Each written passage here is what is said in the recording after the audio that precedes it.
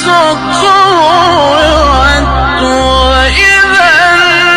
النجوم انكدرت وإذا الجبال سيرت وإذا العشار طلت وإذا